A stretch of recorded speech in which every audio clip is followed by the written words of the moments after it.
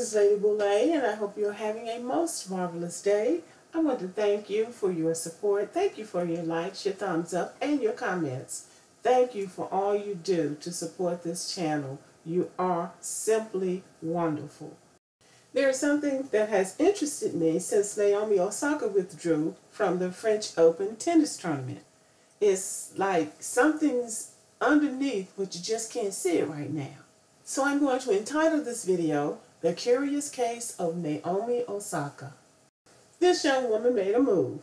Then the system, the International Tennis Federation, made a counter move.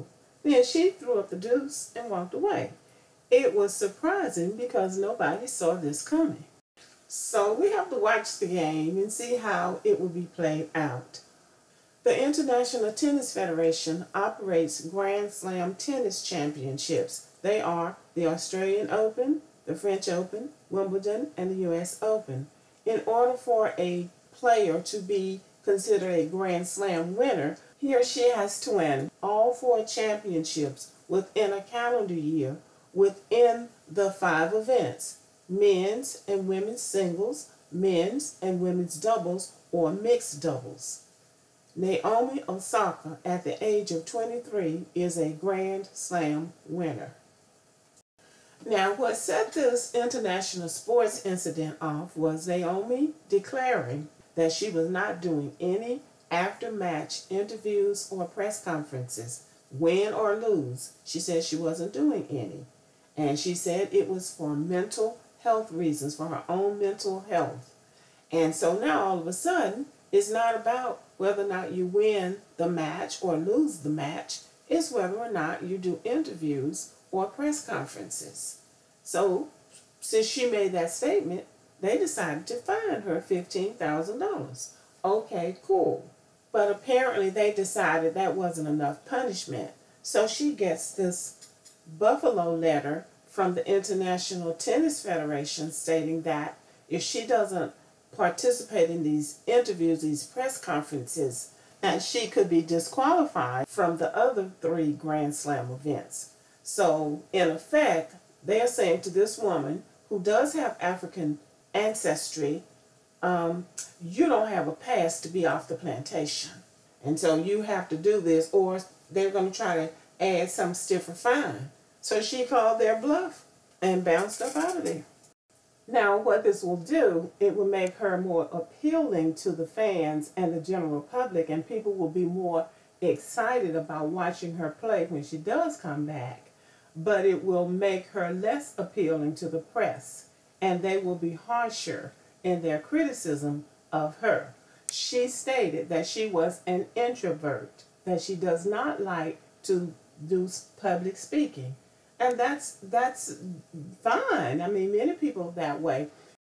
Evidently, it's a part of their agreement with the Federation to do these interviews or these press conferences. But if they give you anxiety, then there should be some kind of alternative to the sit down that bothers her so much. It seems that she just wants to play the game and be left alone. However, Naomi Osaka is not without controversy. She has been turning up to tennis tournaments wearing Black Lives Matter paraphernalia, and this does not endear her to the International Tennis Federation, a very conservative organization.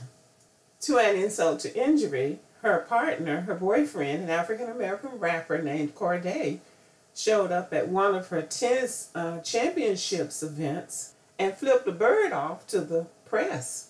And she stood there laughing like she thought it was funny. So this puts her in kind of an activist, I don't care, hip-hop, you know, my swagger is my swagger, and I've got a gangster boyfriend to back me up. A few weeks earlier, she had made some sort of statement saying that athletes need to speak up, and that was talking about the Black Lives Matter, about the issues of social protest, and speaking out against injustice. After she withdrew from the French Open, a number of superstar black athletes, including Serena Williams, sent encouraging and supportive messages to her, and one organization even has agreed to pay any fines that she accrues during this ordeal. So I think that's very good for Naomi. What is also good is that she understands her worth. There are athletes, African American athletes, who understand their worth. They are adding to the game. One of the things that I found most insulting was the few years ago when the owner of the Clippers had the nerve to sit up and say that he was taking care of the basketball players, and as if everybody was coming to the arena to see him. How delusional do you have to be?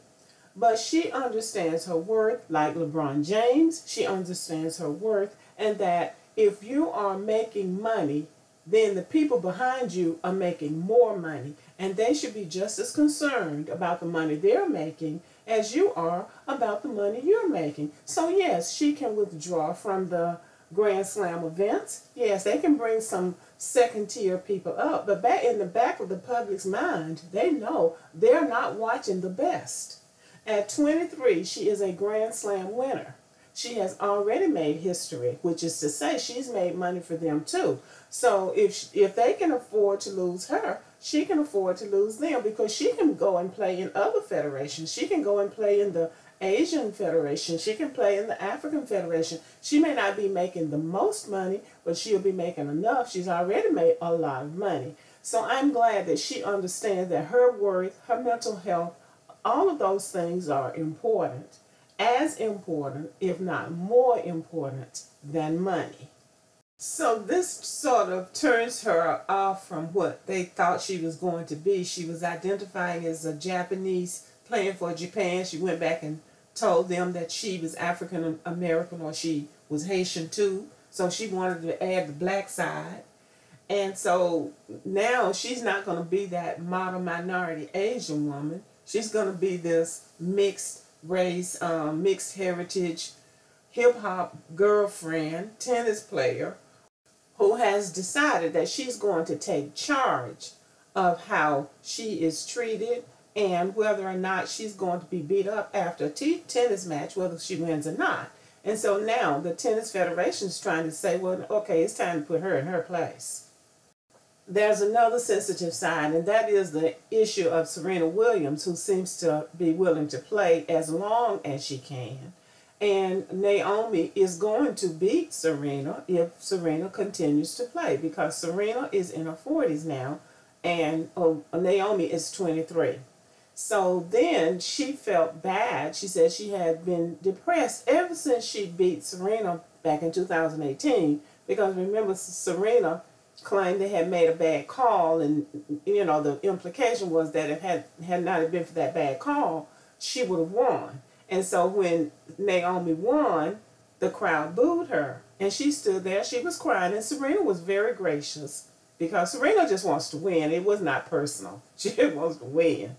But Naomi won. But then the next year, Naomi came back and beat her fair and square, and Serena handled it well.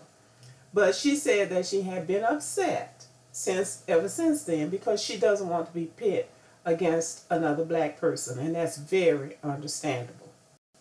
Now, those are my words, not hers. But it's not hard to it's not hard to imagine that, given the atmosphere of the international press and that very conservative organization, that they would want to try to pit a sweet so-called model minority against this gangster black woman. She didn't want that, and I'm going to call that, and then I can be corrected later, but I don't think she wanted that. Also, a few years ago, when she played the African-American teenager, Corey Goff, Naomi won that match as well. And Corey, who had played so beautifully, cried when she lost the match. And she wasn't going to do the interview after the game either, but Naomi embraced her and put her arms around her like a big sister and encouraged her to do the interview. But it was things like that, I believe, that she's protesting against. The child was upset, the 17. I think she might have only been 15. Corey Goff may have only been 15. But she was crying, and they were still throwing questions at her, expecting her to answer the questions. And Naomi was standing there with her. And then the young lady talked about how sweet Naomi had been towards her and encouraged her to go ahead and do the interview. But it's things like that, I think, that Naomi is protesting. It is going to be interesting to see how this plays out.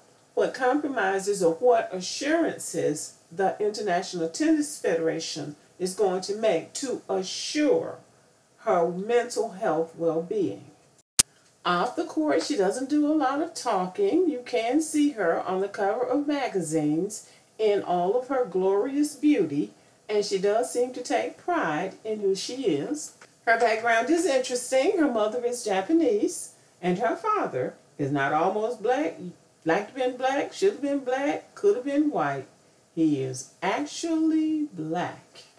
He gets credit for putting her on the track to tennis success, and she gives him credit for that. Good for Naomi. I'm wishing her the best. I hope she gets the support that she needs, and I hope she comes back stronger than ever.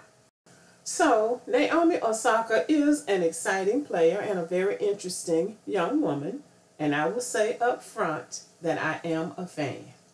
So have a good day. Let me know what you think, and thanks for watching.